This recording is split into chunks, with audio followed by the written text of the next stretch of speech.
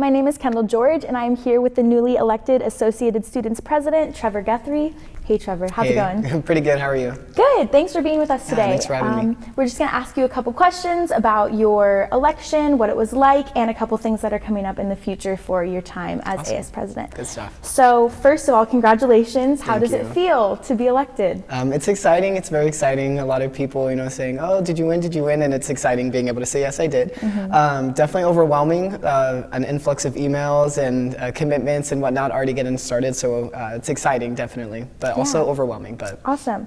And before you decided to run for AS President, what was the deciding factor in deciding to run? I think it was just me wanting to continue to do the work that I do. With all my time in Associated Students, I really thought that I understood the mechanisms and really would be the best person to serve in this position. So probably when I came to that realization, it was kind of like a back and forth, do I want to stay in the current position and, maybe have an easier time, or do I want to challenge myself? But eventually I was like, okay, let's do it. Let's challenge myself and let's see if we can. And what was your position before? So I was elected to serve as the senator for the College of Behavioral and Social Sciences, and then I was appointed to serve as the director of legislative affairs. And so for people who don't understand exactly what AS President does, now that you are elected, what is your job? Yeah, so that's a very broad question. There's a lot. So the AS President obviously oversees, the office and the government of Associated Students, but they also have the corporate aspect of Associated Students. So the AS President chairs the board of directors. So they're the president of the corporation that is Associated Students. They're also or I guess I am, first person, the chief executive officer of Associated Students. So you have both the corporate aspect and the governing aspect and whatever lies within that prerogative. And do you have control over the budget of next year? Yes. Yes? Awesome. Not necessarily, maybe not next year because we've already voted, but cool. Control over the spending and stuff, yes. And what does the budget for your presidency look like? It's pretty consistent throughout the year, so we didn't change much for it this year. So we just had some movement in programs, some programs becoming contract programs, a little bit maybe increased funding or decreased funding depending upon needs. So nothing too big or too different. Awesome. And then outside of AS, what else are you involved in on campus? Yeah, so I'm in a fraternity. I'm in Phi Delta Theta. I'm also the president of the Interfraternity Council, which is the governing board for all of the fraternities on campus. Haven't decided yet if I'm going to continue and finish my term as IFC president while duly serving as AS president, but we'll figure that out shortly. Awesome. So how might you respond to some people saying that Greek life associated with an AS presidency might be a conflict of interest, especially because Chico State has this reputation of being a party campus in the past, maybe not so much now, but for anyone who would say that maybe you being in Greek life might be a conflict of interest, what would you say to them? Well, because this is my second term as the Interfraternity Council president, I already have years of experience of dissociating myself with my organization for purposes of business.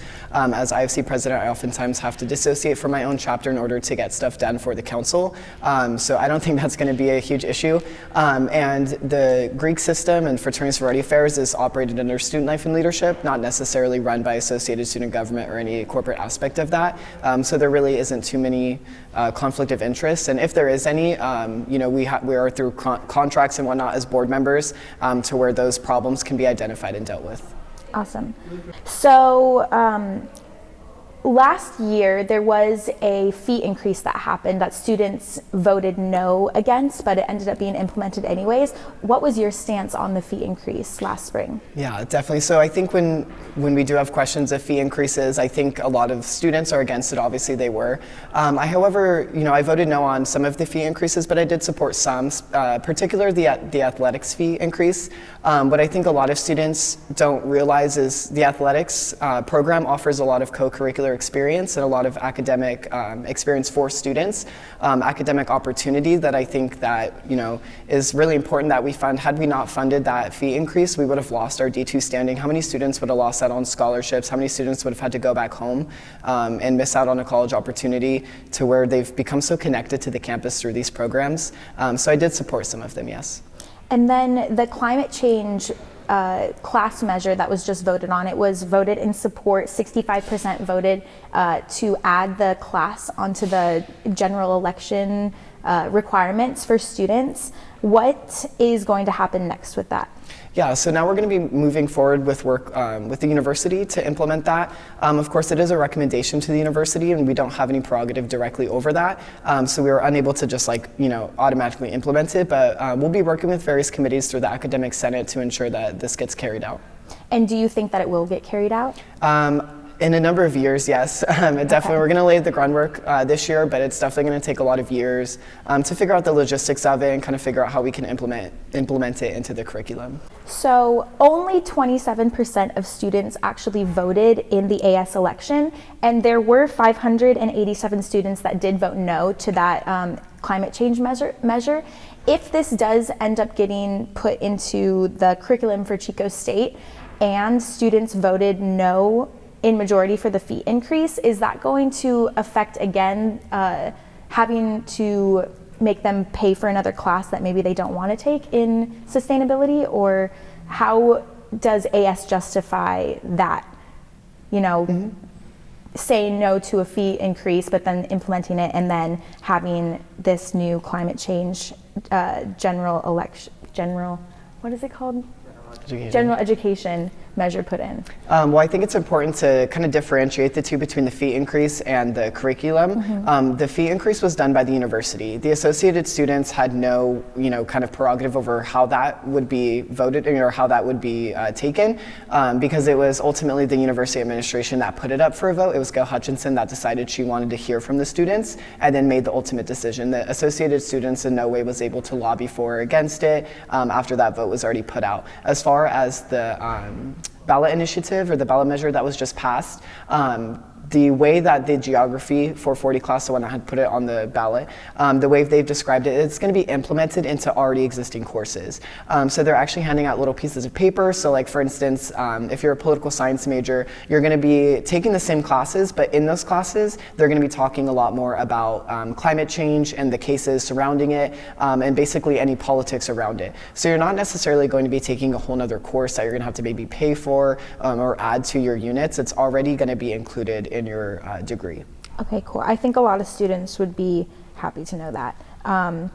And then lastly, I know that you probably weren't directly involved in this, but in 2016, students voted to ban plastic water bottles, but not a lot came out of it, or at least, I still see plastic water bottles on campus all the time. Could you talk about what happened with that situation? Yeah, so I do have very limited knowledge on it because it was far before my experience with AS. However, the conversations that I've heard that have come from it is there was kind of, because Associated Students does have that corporate aspect, we do have a monetary responsibility to the students, and so had we completely banned plastic water bottles, it would have violated our contract with Pepsi or Coca-Cola. I'm honestly not too sure which one.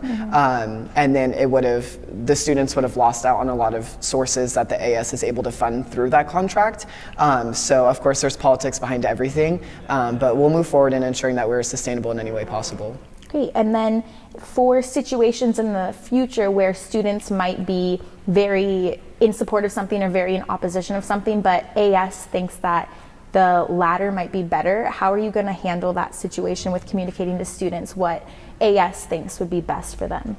I think it's just about having open dialogue and really not trying to be bureaucratic or hiding anything. I've been heavily involved on this campus, and I know a lot of people in different student organizations and student groups. And if there's any controversial issues, I want to hear from them. That's really what the job is, that's what you're supposed to be doing. And so I think through clear dialogue and open conversation is how we'll address those kinds of things. Great.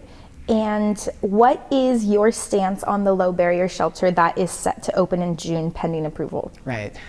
We're currently in the talks about that in the Government Affairs Committee. I truly haven't done enough research, but I'm excited to look into it a little bit more and talk with students and see how they feel. Great. And when does your presidency officially start? What day? So I believe it's May 15th. We have a little transition period and whatnot. Of course, during that transition period, I'll be doing some of the work, and Alicia will be kind of helping me, guide me through it. But I believe officially it's the induction date of May 15th. Cool. And then what is your, what are you most excited about, and what are you maybe a little bit nervous about? I think I'm most excited to show students a different side of Associated students. I think for a long time they've been kind of discouraged by our operations or the way we handle things. So I'm really excited to get working with students and show them that we really are here for them and that we're excited to work with them and be partners. And what are you most nervous about? I'm most nervous probably for conflicting opinions among students and how I'm going to deal with that. Basically being able to compromise and make both sides as happy as I can. Great. Well, thank you so much for joining us. You can find this interview at theorion.com, and our print is on campus and around the community every Wednesday. Thanks.